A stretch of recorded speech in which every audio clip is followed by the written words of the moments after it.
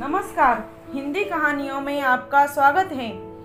हमारी देश की स्वतंत्रता के लिए अनेक राजाओं ने लड़ाइयाँ लड़ी और इस कोशिश में हमारे देश की वीर तथा साहसी स्त्रियों ने भी उनका साथ दिया। इन वीरांगनाओं में रानी लक्ष्मीबाई का नाम भी शामिल है। रानी लक्ष्मीबाई ने हमारे देश और अपने राज्य झांसी की स्वतंत्रता के लिए ब्रिटिश राज्य के खिलाफ लड़ने का साहस किया और अंत में वीर गति को प्राप्त हुई। आइए जानते हैं महारानी का जीवन परिचय।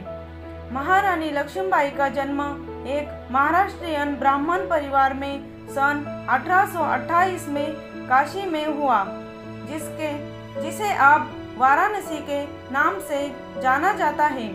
उनके पिता मोरोपंत तांबे विठूर के न्यायालय में पेशवा थे और इसी कारण वे इस कार्य से प्रभावित थी और उन्हें अन्य लड़कियों की अपेक्षा अधिक स्वतंत्रता भी प्राप्त थी।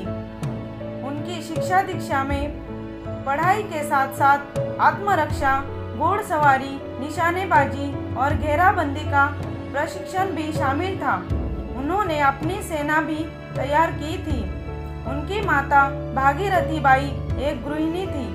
उनका नाम बचपन में मणिकर्णिका रखा गया था और परिवार के सदस्य प्यार से उन्हें मनु कहकर पुकारते थे। जब वे 4 वर्ष की थी तभी उनकी माता का देहांत हो गया और उनके पालन पोषण की संपूर्ण जवाबदारी उनके पिता पर आ गई। लक्ष्मीबाई की सन 1842 में उनका विवाह उत्तर भारत में स्थित झांसी राज्य के महाराजा गंगाधर राव नवलेकर के साथ हो गया। तब वे झांसी की रानी बनी। उस समय वे मात्र 14 वर्ष की थी। विवाह के पश्चात ही उन्हें लक्ष्मीबाई नाम मिला। उनका विवाह प्राचीन झांसी में स्थित गणेश मंदिर में हुआ था। सन 1851 में उन्होंने एक पुत्र को जन्म दिया जिसका नाम दामोदर राव रखा गया, परंतु दुर्भाग्यवश वह मात्र 4 माह ही जीवित रह सका।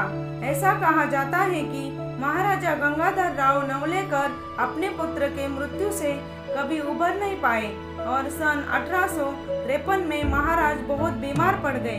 तब उन दोनों ने मिलकर अपने रिश्तेदार के पुत्र को गोद लेना निश्चित किया।